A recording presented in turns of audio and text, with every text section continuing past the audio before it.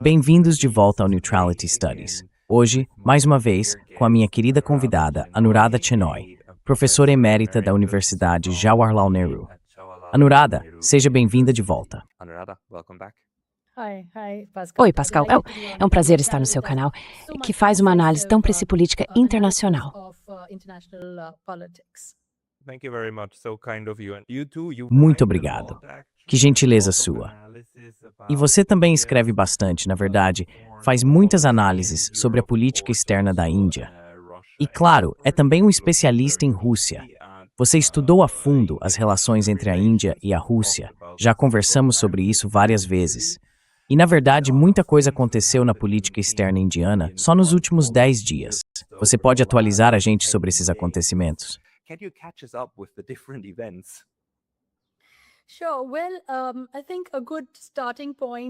Certo. Bom, acho que um bom ponto de partida é lembrar que houve uma visita do Putin. O presidente Putin esteve na Índia e a imprensa não deu a isso um destaque muito grande, mas ele assinou vários acordos importantes.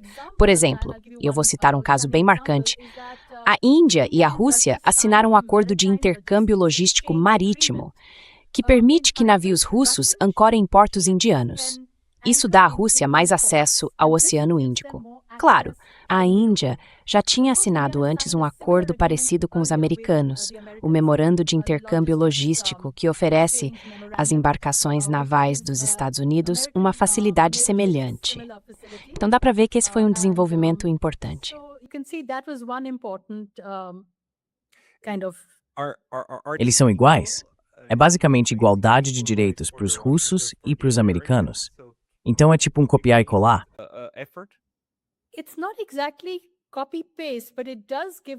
Não é exatamente um copiar e colar, mas sim dá a eles certos direitos.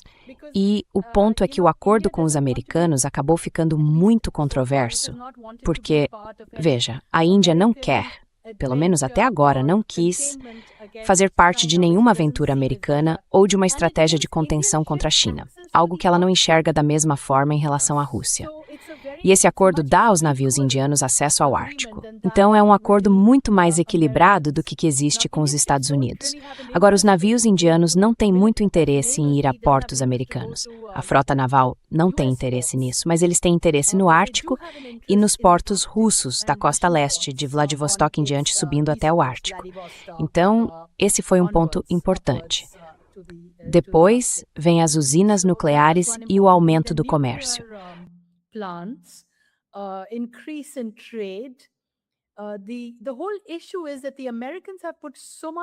A questão toda é que os americanos colocaram muita pressão sobre a Índia para não comprar petróleo russo. Então, de certa forma, embora a Índia queira ser e seja uma parceira estratégica dos Estados Unidos, muita gente percebe que essa relação é muito desigual quando comparada à que a Índia tem com a Rússia. Os Estados Unidos impõem as condições. Disseram, por exemplo, nós vamos permitir ou não que vocês comprem petróleo russo. Isso foi uma declaração do Scott Bessent, repetida várias vezes, que a Índia não podia ou que podia comprar petróleo russo por um mês. Eles dão uma isenção temporária das sanções e depois estendem por mais um mês para manipular os preços do petróleo, como os Estados Unidos costumam fazer. Eles querem que esse fluxo continue. E, de novo, o Blinken esteve na cidade, o secretário de Estado dos Estados Unidos.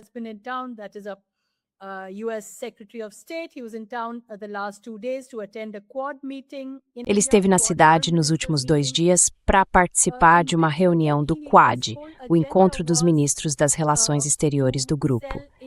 E, de novo, toda a agenda dele era vender petróleo indiano na reunião bilateral que teve diretamente com o primeiro-ministro. Nem foi com o ministro das Relações Exteriores.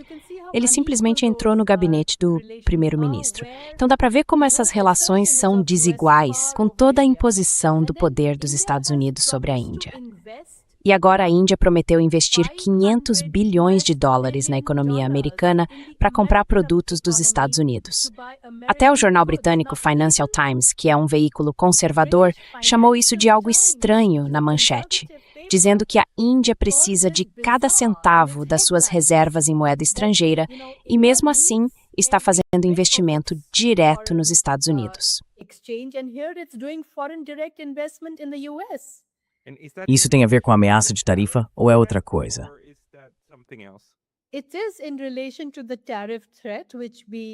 É sobre a ameaça de tarifas, que a gente já tinha comentado. Acho que você e eu já tínhamos falado sobre isso. Mas a questão é que a Índia não reagiu de forma suficiente. E enquanto as tarifas impostas pelos Estados Unidos, que tinham subido primeiro de 25% para 50% caso continuassem comprando petróleo russo, a Índia acabou reduzindo essas compras. As conversas que aconteceram sobre isso ainda não são muito transparentes. A gente ainda não tem acesso aos documentos. Mas nesse meio tempo, a Suprema Corte dos Estados Unidos anulou parte dessas tarifas, embora elas ainda existam em certa medida. E pelo que eu vi escrito por vários economistas indianos, essas medidas não beneficiaram nem os agricultores nem a economia da Índia, apesar de o governo negar isso.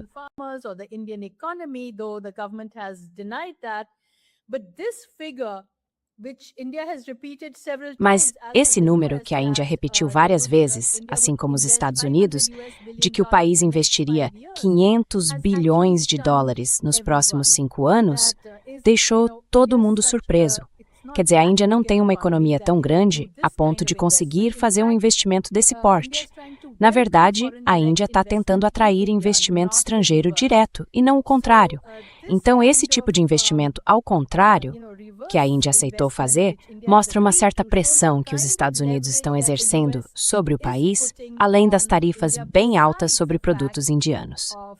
De certa forma, a Índia está ajudando na reindustrialização americana. Mas o que a gente ainda não sabe é o que a Índia realmente ganha em troca disso.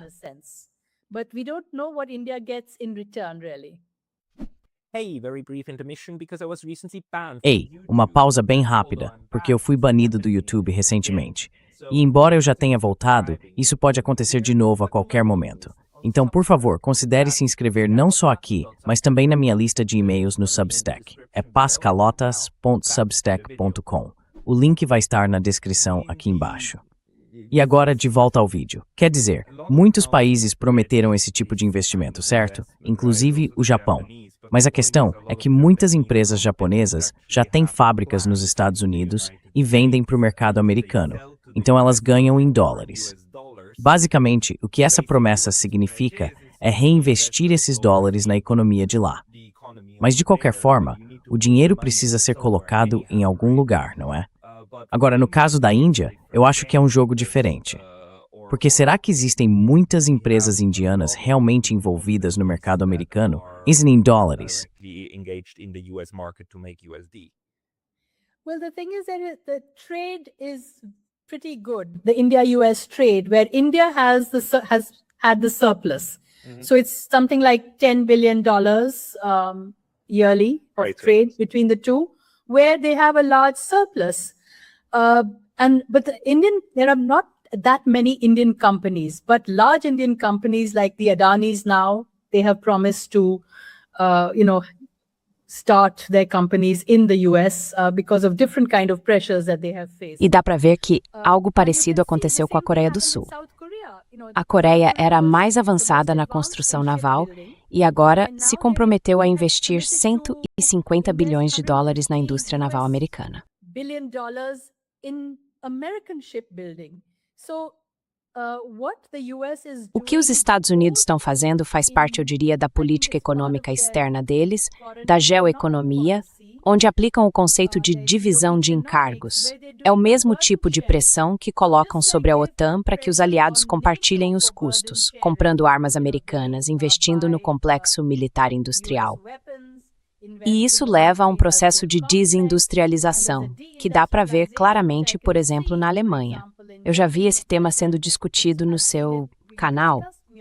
Da mesma forma, esse processo começou na Ásia e ficou evidente na reunião do Quad, a reunião dos ministros das relações exteriores do grupo. O tipo de pressão que os Estados Unidos estão exercendo sobre os países asiáticos é justamente para que também assumam parte desse fardo. Então não se trata apenas de ter bases americanas.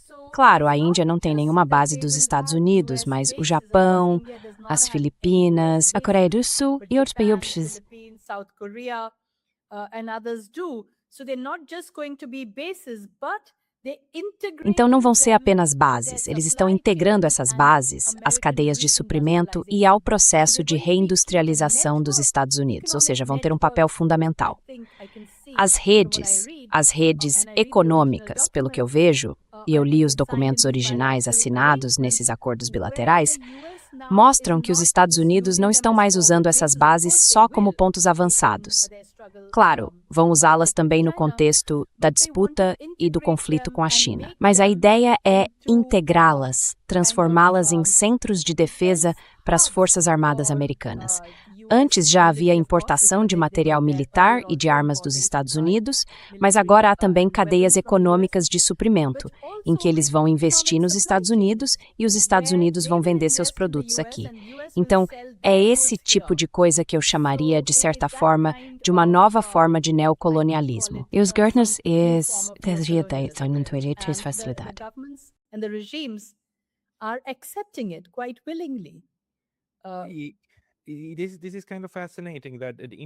É meio fascinante que a Índia tenha ido junto com isso. Quer dizer, pressão é uma coisa. Mas, por outro lado, a gente tem visto que o governo do Sr. Modi tem se mostrado bem disposto a acompanhar várias decisões. E, claro, teve também aquela coincidência de momento bem infeliz. Ele foi visitar Israel mais ou menos uns 5 dias antes de Israel e os Estados Unidos começarem o ataque surpresa contra o Irã. Desde então, por um lado, eu acho que a Índia não está nada satisfeita com a guerra no Irã. Por outro, o Sr. Modi tem se mantido muito calado sobre o assunto. Mesmo assim, o impacto do petróleo deve estar sendo sentido. Quer dizer, como é que o fechamento do Estreito de Hormuz afeta a Índia agora?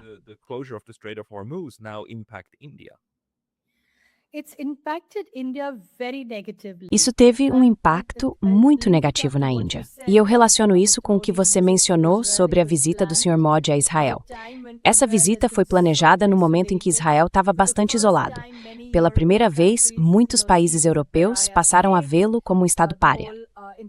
O próprio Tribunal Internacional de Justiça chamou o que está acontecendo de um genocídio plausível e afirmou que os países não deveriam oferecer assistência militar nem manter relações militares com Israel. A Índia violou as duas coisas, ao ir até lá e continuar com laços militares e econômicos com o país. E, de certa forma, isso acaba afastando, pelo menos, a população árabe muçulmana.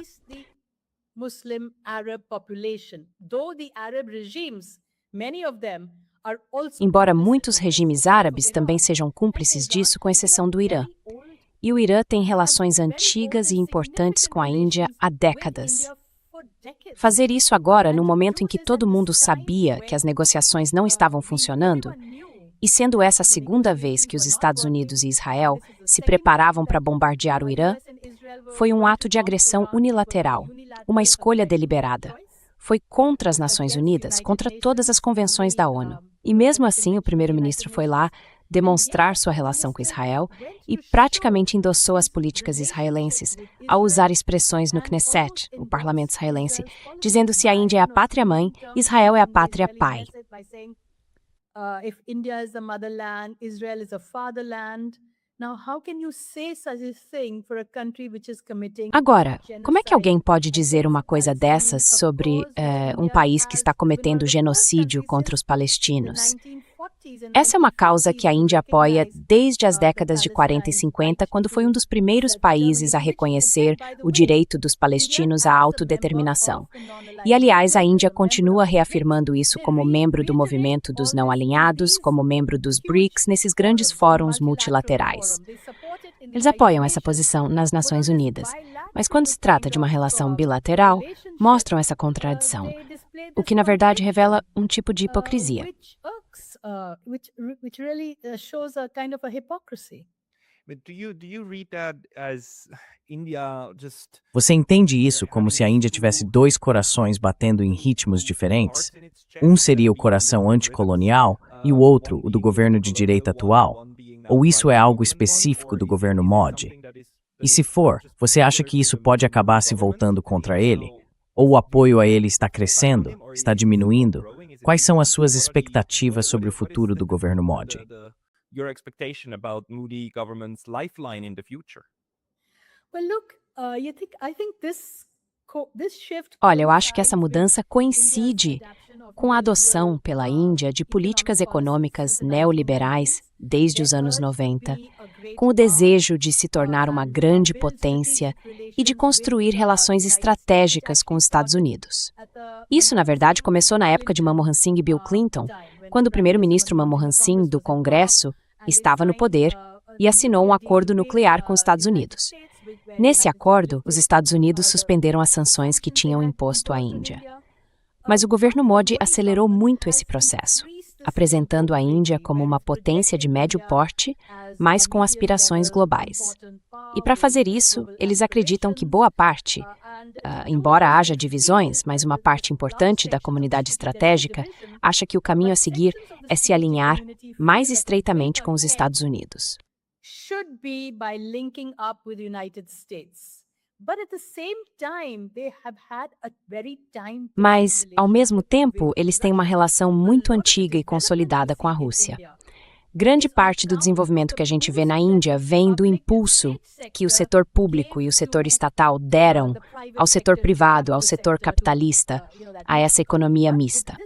Só que com essa transição, houve uma privatização e o crescimento de uma classe capitalista indiana que, de certa forma, tem compromissos tanto com a Rússia quanto com os Estados Unidos e com a Europa. É por isso que eles dizem, e essa é a retórica deles, que existem 4 aspectos na forma conceitual da política externa indiana. Um deles, claro, é a autonomia estratégica, ligada a um mundo multipolar.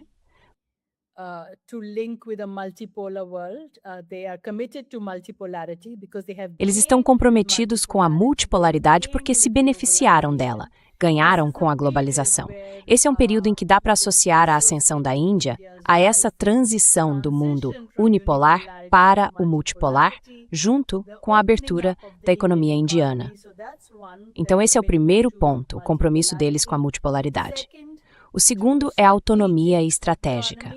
A ideia de que a Índia deve decidir o próprio caminho de desenvolvimento. E dá para ver isso cada vez mais em muitos países do sul global que estão chegando a um ponto de, digamos, decolagem.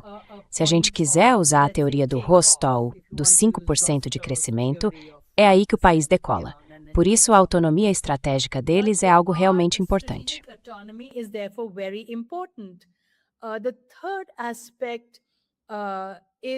O terceiro ponto é que eles sempre se associaram ao sul global e se veem como uma das lideranças, não a liderança porque é algo coletivo, informal, mas sim como um dos líderes do sul global. Eles têm essa visão. E o quarto ponto é o apoio ao multilateralismo, às Nações Unidas e à sua carta, aos códigos humanitários e tudo mais. E em muitos desses aspectos, ao apoiar apenas essa questão de Israel, eu acho que eles acabam violando esses 4 objetivos conceituais. Na tentativa de se aproximar mais dos Estados Unidos, parece que querem fazer isso por meio do lobby judaico, ou da AIPAC, como Mearsheimer e outros chamam o lobby. Essa é uma possibilidade, porque eles não conseguiram obter dos Estados Unidos o mesmo tipo de apoio estratégico que outros conseguiram.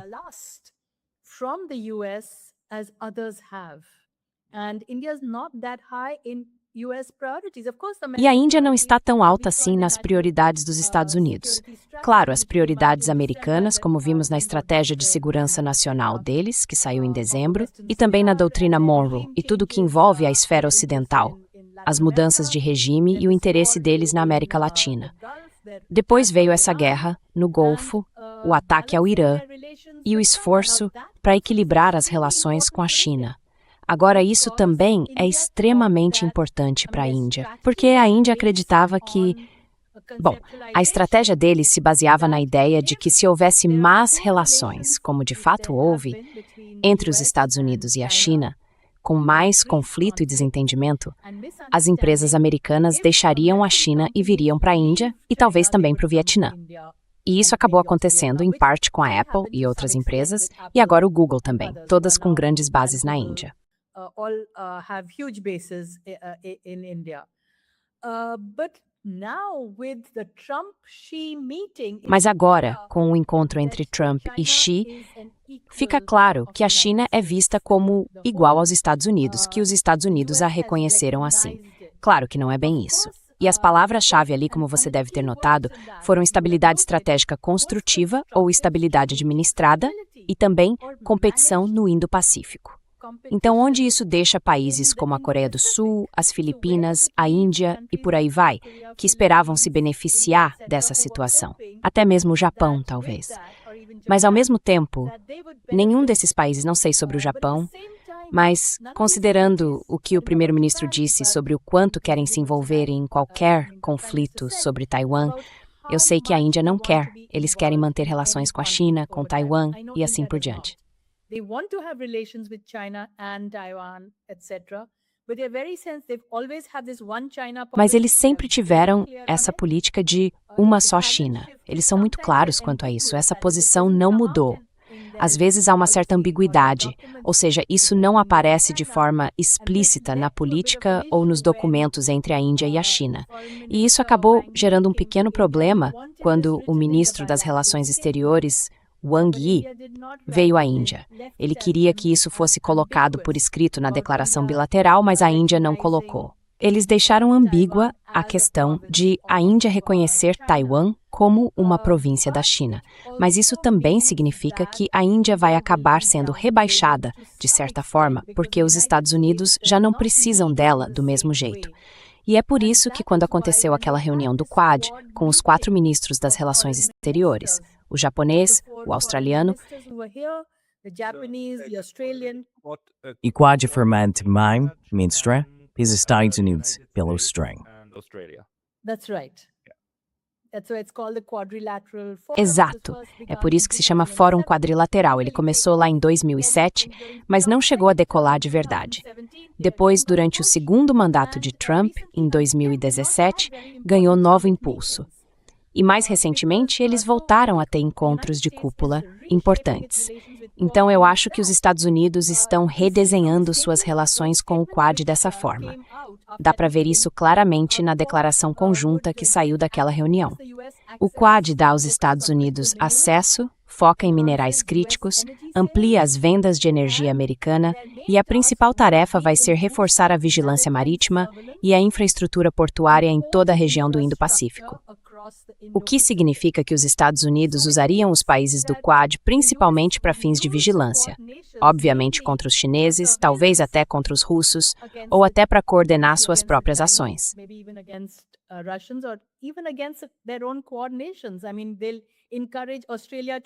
Quer dizer, eles vão incentivar a Austrália a contar para os Estados Unidos o que a Marinha da Índia está fazendo em relação à Marinha da Rússia, porque existe uma rota enorme, a rota Vladivostok-Chennai, usada pelo transporte marítimo indiano, pelo petróleo russo e também por aquele comércio cinza, digamos assim. Então é isso que os Estados Unidos estão imaginando para o Quad. Mas a Índia minimiza e continua dizendo que não é uma aliança militar, que não é contra ninguém, nenhum outro país. Tanto o Rubio quanto o ministro das Relações Exteriores disseram que suas políticas externas são multivetoriais. E eu acho que o Rubio falou isso porque a Índia está preocupada com o fato de os Estados Unidos voltarem a apoiar o Paquistão de forma tão intensa. E, na minha opinião, o Paquistão teve um papel importante nesse processo, como mediador, como interlocutor. Mas isso acabou dando ao Paquistão uma entrada dentro do sistema de política externa dos Estados Unidos, algo que a Índia não tem. E a Índia enxerga muito sua política externa pelas lentes da China e do Paquistão. China and Pakistan. Certo, mas é um jogo perigoso.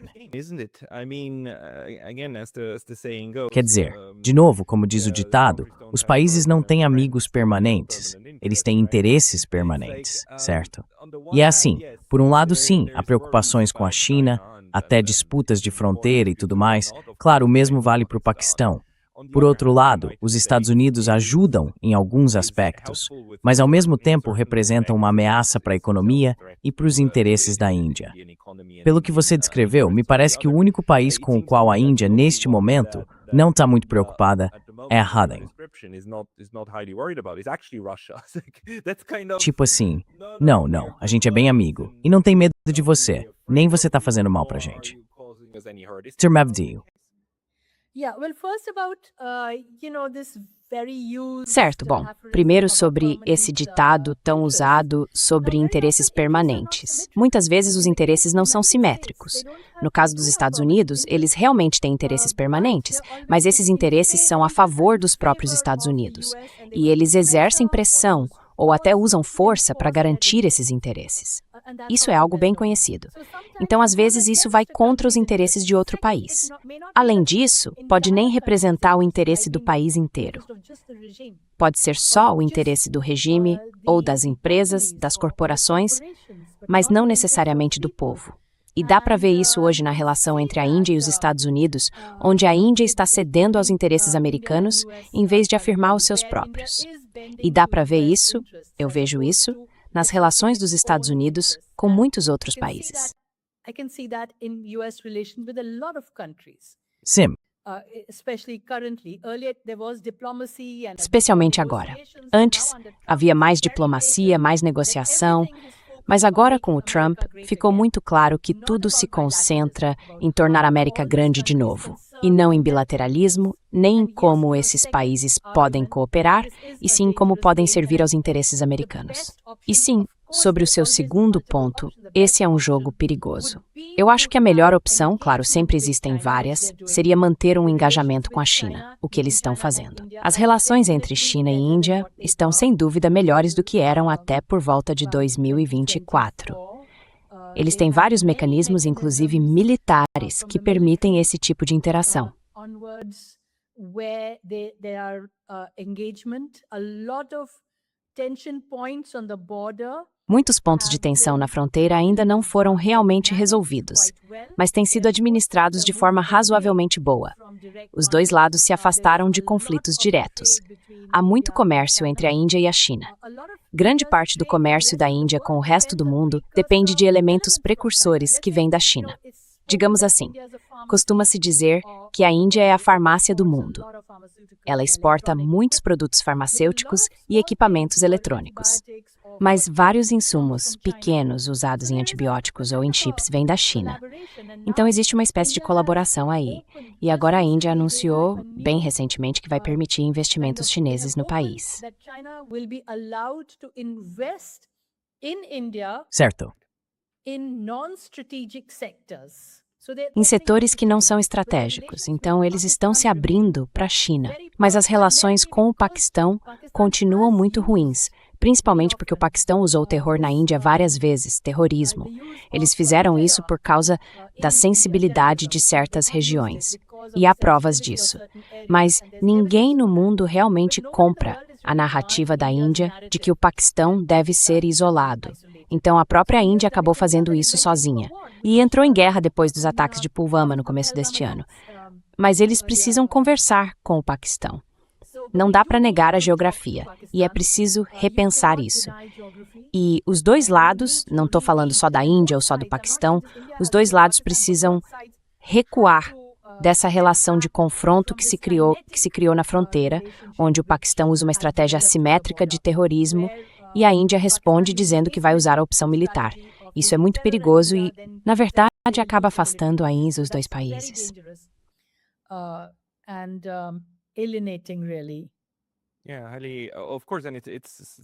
Sim, claro. E é super perigoso, claro, porque os dois também são potências nucleares, além de todo o estrago que já dá para fazer com armas convencionais. Mas eu lembro que, na primeira vez que a gente conversou, você comentou que vários países ali em volta da Índia tinham passado por mudanças de regime recentemente, de Bangladesh até o Sri Lanka. E quem mais você tinha mencionado? Pound. Sim, o Paquistão, claro, em 2022. Então eu quero dizer, você acha que existe algum medo também dentro da Índia de que se o país for longe demais em uma certa direção, por exemplo, se afastar de Israel ou algo assim, algo parecido possa ser tentado? Qual é a sua avaliação sobre a resiliência da Índia em relação a todos esses projetos da NED e a esse tipo de coisa de revolução colorida imposta pela CIA? Isso é um tipo de pressão que também paira sobre o governo indiano?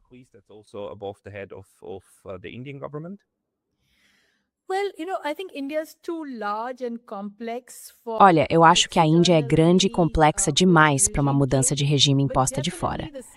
Mas, sem dúvida, a CIA, o Vassal, a NED e os Soros estão todos ativos. Só que a Índia hoje é o que a gente pode chamar de uma democracia controlada, porque houve várias medidas em que muitos direitos de cidadania foram limitados, com mudanças nas leis eleitorais e tudo mais. Ainda assim, continua sendo uma democracia, e isso é uma arma importante. E, sinceramente, o país é grande demais para esse tipo de mudança de regime.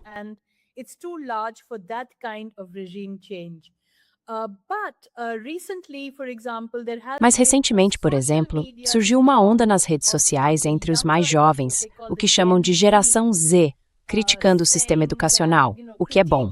Só que, por enquanto, isso está restrito às redes sociais. Não é algo organizado ou presente nas ruas. Então, existem alguns focos de insatisfação.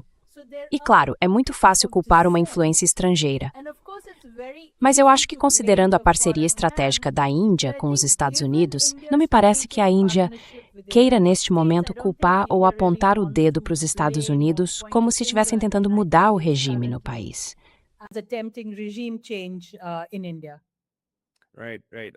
Certo, certo. Tá bom. Então, e a relação com o Irã? A gente tem alguma informação sobre isso?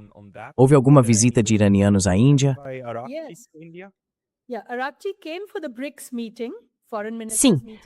O Arati veio para a reunião dos ministros das Relações Exteriores do BRICS e ele pediu que a Índia apresentasse, dentro do BRICS, uma resolução condenando a guerra entre os Estados Unidos e Israel. Mas os Emirados Árabes Unidos também são membros. Eles entraram recentemente no BRICS, quer dizer, os dois foram incluídos no grupo e os Emirados, na verdade, queriam uma resolução contra o Irã. Então houve um certo impasse, eu diria, dentro da reunião do BRICS. Isso ficou claro porque não houve nenhuma resolução, nenhum consenso no final do encontro. Em vez disso, o que saiu da reunião dos chanceleres do BRICS foi que a Índia, como presidente, divulgou um documento final registrando as diferenças entre os membros, de acordo com as posições nacionais de cada um.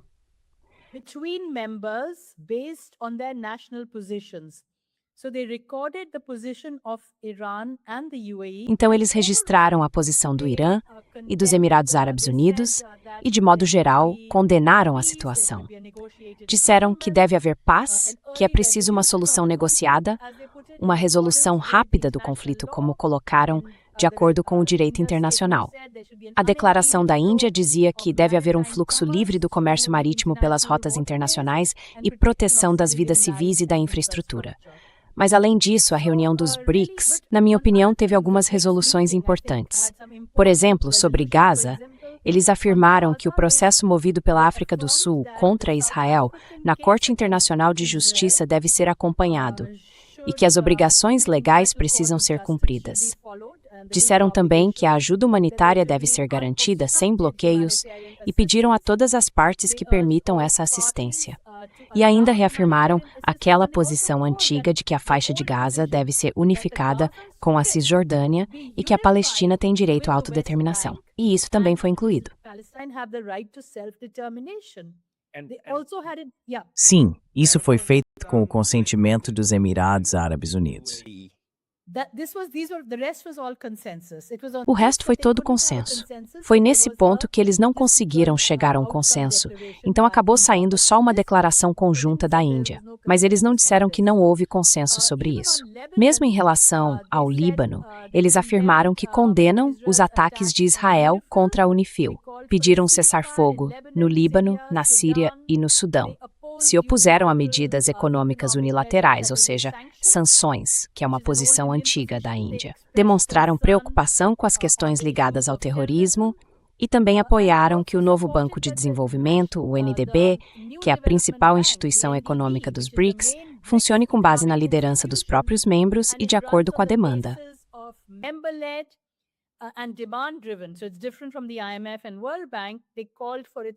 Então é diferente do FMI e do Banco Mundial. Eles pediram o fortalecimento e a expansão do grupo.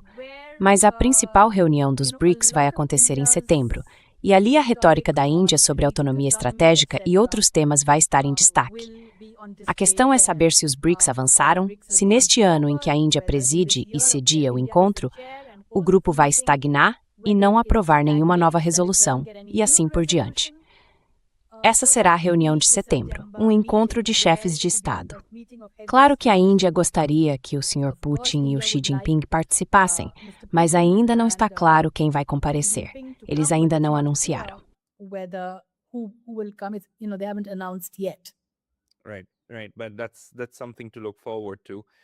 Certo, certo. Mas isso é algo para a gente acompanhar de perto. Até porque o BRICS, nesse momento, está de novo num desses pontos de virada. Eles vinham com muito vento a favor, né? E até Kazan, eu diria, o clima era bem positivo.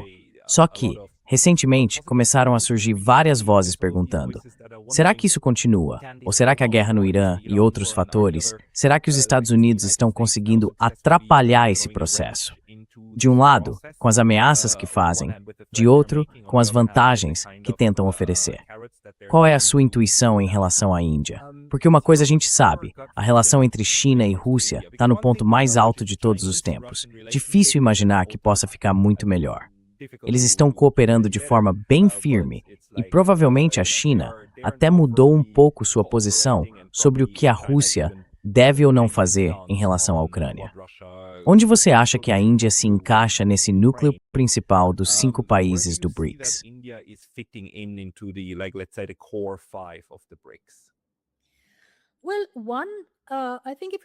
Olha, primeiro, se a gente observar a trajetória de todas as organizações internacionais, ela nunca é linear. Tem altos e baixos. E sim, existe uma pressão tanto sobre o Brasil quanto sobre a Índia, por parte dos Estados Unidos, para que sejam sensíveis às preocupações americanas em relação à multipolaridade. Esses neocons americanos sensíveis, que quando você fala em multipolaridade, já começam a chorar e dizem algo tipo: ah não, agora meus sentimentos estão feridos e a minha hegemonia como fica?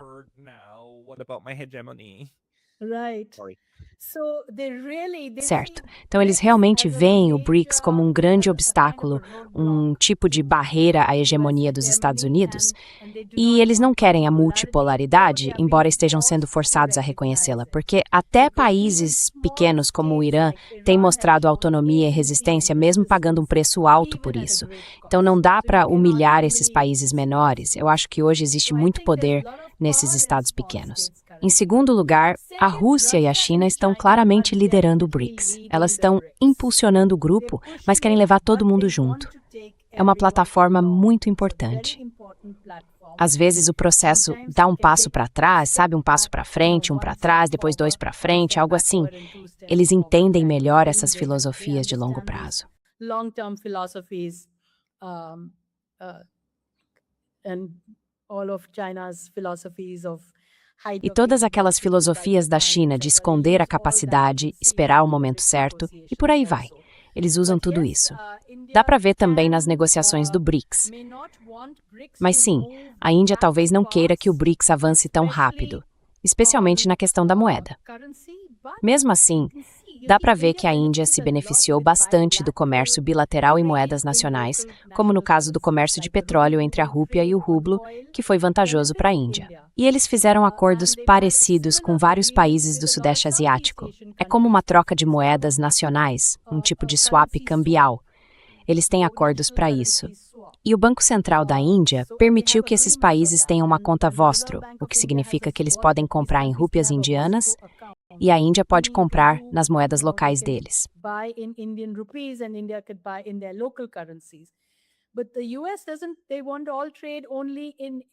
Mas os Estados Unidos não querem isso. Eles querem que todo o comércio seja feito só em dólares. Então, na verdade, eles não querem que isso avance. E a Índia pode acabar indo um pouco mais devagar do que vinha indo antes das sanções, das medidas comerciais e das tarifas começarem, porque agora os Estados Unidos estão aplicando sanções secundárias a todos os países que não negociam em dólares. Então, pode haver alguns problemas dentro do BRICS. Mas a Rússia e a China decidiram não obedecer às sanções.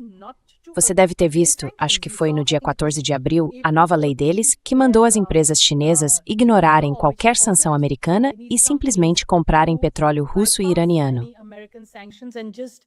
Take Russian and Iranian oil, for example. I was just about to ask about that. I mean, that's the Eu ia first justamente time, perguntar sobre China isso. actually Quer dizer, é a primeira vez que a China realmente proibiu as próprias refinarias de seguir as sanções dos Estados Unidos. Você acha que existe alguma chance de, em algum momento, a Índia fazer algo parecido e dizer algo como: olha, pessoal, não, a gente não vai submeter nossas empresas a essas leis de sanções estrangeiras? Ou o peso estrutural da Índia ainda é pequeno demais para isso? The structural leverage of India too small for that one? It's too small, and the regime's interest in the US É muito pequeno, e o interesse do regime nos Estados Unidos é muito grande. Por exemplo, agora, o presidente da Venezuela vai vir para a Índia em 1 ou 2 dias, por causa do petróleo venezuelano, o que é ditado pelos Estados Unidos. Na verdade, quem anunciou isso foi o Rubio, não o nosso próprio Ministério das Relações Exteriores. Foi o Rubio que anunciou a visita. Então a gente realmente não sabe, porque o Ministério indiano não fez esse anúncio. A Índia está preocupada com as sanções americanas, embora haja alguns sinais de que a economia está enfrentando problemas por causa da chamada crise de combustíveis. O combustível e as reservas em moeda estrangeira estão entrando em colapso. A rúpia, em relação ao dólar, está no nível mais baixo da história e o preço do petróleo está no ponto mais alto. E tudo isso está afetando a economia.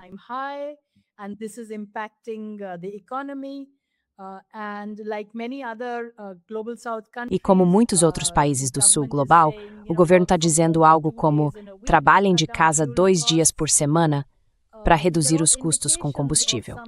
Isso mostra sinais de inflação alta, desemprego e outros problemas, mesmo que oficialmente não estejam sendo chamados assim.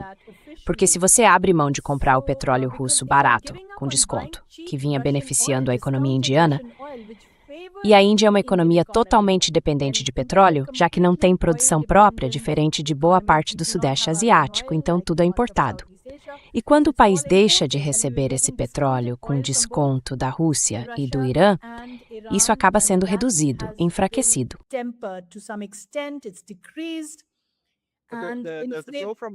O fluxo vindo da continua, né? Isso continua, mas diminuiu em relação a antes. E o fluxo vindo dos Estados Unidos, o petróleo americano, que vem de mais de 1.000 quilômetros de distância, aumentou. Então é muito mais caro. E é um petróleo caro. É petróleo de fracking. Mas os Estados Unidos estão fazendo pressão e, sabe, meio que declarando que isso é uma vitória para as eleições de meio de mandato deles, que a Índia agora vai comprar mais petróleo americano, mais armas americanas, investir nos Estados Unidos e fazer a América grande de novo. Essa é a retórica americana. Enquanto eu, por exemplo, não vejo isso realmente como algo de interesse da Índia ir tão longe assim. Eu não sou contra ter relações estratégicas com todos os países, mas elas deveriam ter um certo nível de igualdade, algo que só a China conseguiu com os Estados Unidos. Todos os outros países têm relações assimétricas. E é isso que os Estados Unidos querem, pelo menos, para manter uma hegemonia reduzida. Então, o que eles estão tentando fazer com o Quad e com a Índia e tudo mais é dividir o fardo e manter uma hegemonia de baixo custo.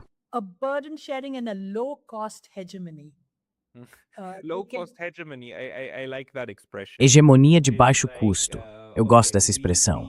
É tipo assim, ok, a gente não quer mais gastar todos esses recursos com vocês, mas vocês ainda fazem o que a gente manda. E eu acho que esse é meio que o jeito de pensar, né? Ir pro exterior e dizer para todo mundo o que vai acontecer. Tipo, olha, agora a gente tá aqui. Enquanto isso, na minha percepção, os russos e também os chineses chegam com propostas de verdade. Algo como, vamos fazer isso. E se a gente tentasse aquilo? E os europeus? Porque os europeus também falam de cima para todo mundo. Só que eles parecem uma versão de piada dos Estados Unidos, porque não tem nada para sustentar esse discurso. Como é que está se desenvolvendo a relação com a Europa?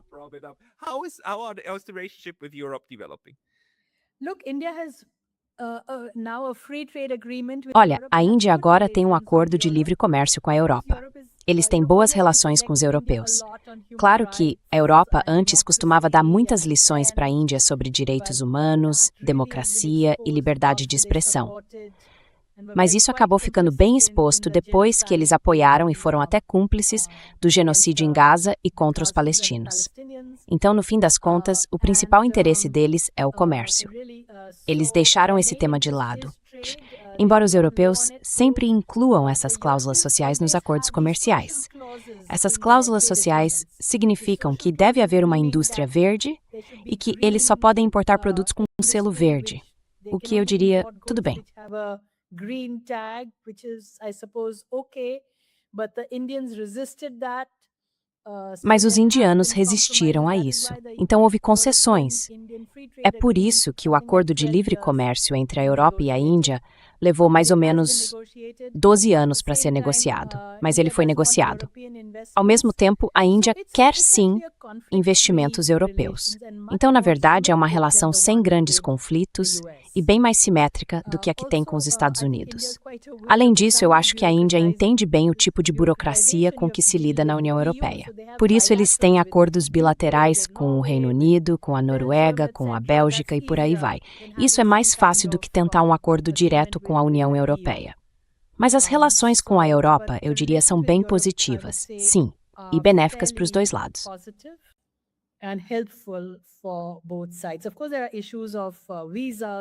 Claro, existem questões relacionadas a vistos. Mesmo com os Estados Unidos, eles estão realmente apertando as regras para vistos de indianos e não estão tratando muito bem essas pessoas. Mas eu acho que os indianos ainda... Quer dizer, a elite indiana ainda tem um pé nos Estados Unidos. A maioria vai para lá estudar e tudo isso acaba beneficiando o setor educacional americano. Só que agora tem havido esse endurecimento em relação à educação liberal nos Estados Unidos, assim como tem acontecido na Índia. E é isso que o avanço da direita provoca. E os Estados Unidos querem, claro, que a Europa tenha mais governos de direita. Dá para ver isso pelas declarações do Rubio. E eles estão realmente intervindo nesse sentido. Então...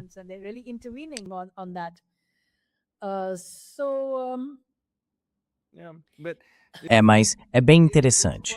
Quer dizer, de certo modo, o que sai dessa discussão é que, junto com uma política externa de múltiplos vetores, vem também uma política externa de múltiplos desafios, né?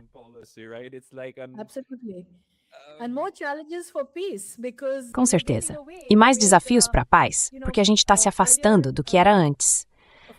Claro, os americanos tiveram um papel na guerra entre a Índia e o Paquistão, embora a resolução tenha vindo principalmente da própria Índia.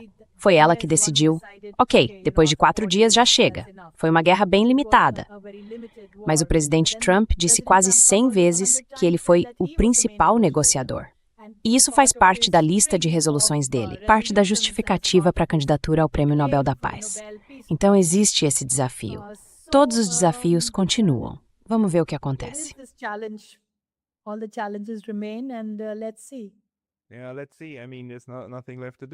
Tá, vamos ver. Quer dizer, não tem mais nada para fazer. Só para encerrar, sabe? Se tiver 2 crianças brigando num pátio de escola aqui no Japão e elas pararem, o Donald Trump provavelmente vai dizer que foi ele que fez isso acontecer. É tipo assim, nesse ponto, qualquer coisa que possa render um Prêmio Nobel da Paz, ele vai dizer que foi mérito dele. Mas enfim, talvez um último ponto. Como os indianos e a mídia veem a guerra com o Irã? É algo que, na percepção pública, é relativamente claro. Tipo, é só os Estados Unidos e Israel enlouquecendo? Ou existem diferenças na forma como as pessoas entendem o que está acontecendo no Irã?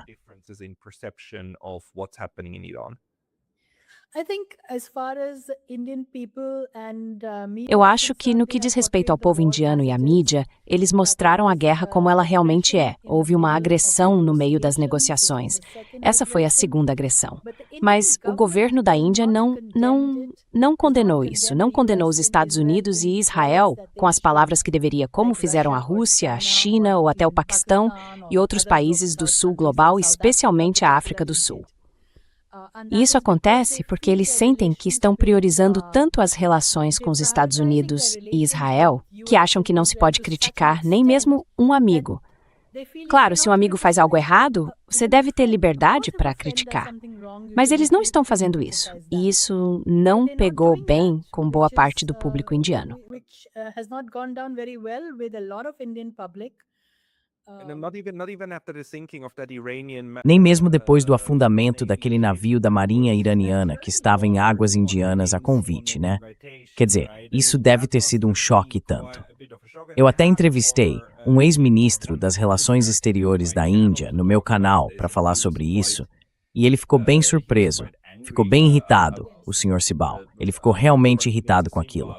Mas parece que o governo atual, por enquanto, prefere ficar em silêncio para não comprar uma briga desnecessária, de certo modo.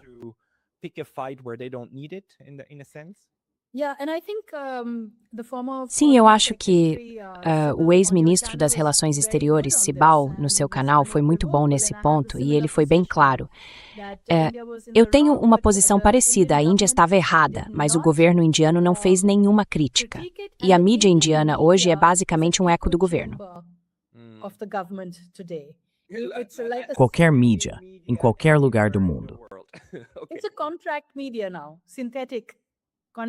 Agora é uma mídia controlada, uma mídia sintética e controlada. Você pode chamar do que quiser. Pode chamar de controlada, ou como alguns dizem, de anotadores, ou qualquer outro nome, mas é isso que ela é. Só que isso não reflete o que muita gente na Índia realmente sente. Claro, o povo indiano está polarizado e muita gente nem sabe direito, considerando o nível de... Não há tanto debate sobre questões internacionais. Mas no caso do Irã, de modo geral, havia uma crítica de fundo à agressão americana e israelense e ao impacto que isso teve no combustível, nos fertilizantes e nas finanças da Índia, ou, como um jornal chamou, os 3 F.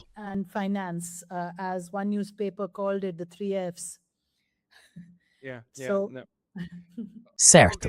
Tá bom. Ótimo. Quer dizer, em ciência política, a gente chama isso de dependência de trajetória, né? Os países estão onde estão porque têm uma história. E bom, a Índia também está claramente tentando encontrar o seu próprio caminho. Anu, para quem quiser acompanhar o que você escreve, qual é o melhor lugar para ler seus textos? Where's the best place to read from you? Olha, eu escrevo bastante para a Economic and Political Weekly e para esse tipo de revista acadêmica, e isso está bem acessível. Se você me procurar no Google, eu ainda não tenho um Substack. Talvez eu crie um e coloque tudo lá. Mas eu tenho estado tão ocupado escrevendo e lendo, tem tanta coisa que a gente precisa ler só para se manter atualizado que, olha, é impressionante como você consegue dar conta de tudo. Eu admiro muito isso. Eu pergunto para pessoas como você que fazem toda a leitura, e aí vocês me contam. Então, obrigado por isso. Mas se eles pesquisarem meu nome no Google e os artigos que eu escrevi, que tratam de todos esses temas, desde os BRICS até a política dos Estados Unidos e segurança nacional, vão ver que a maioria sai na revista Economic and Political Weekly, onde eu publico. E os livros dela também são uma leitura maravilhosa, pessoal. Procurem por Anuradha Chenoy no Google. Comprem um dos livros dela, leiam alguns artigos, sigam onde quer que encontrem. A gente vai trazê-la de volta aqui no canal também. Anuradha Chenoy, muito obrigado pelo seu tempo hoje. Obrigado, Pascal. Até a próxima e tudo de bom com os estudos sobre neutralidade. Obrigado.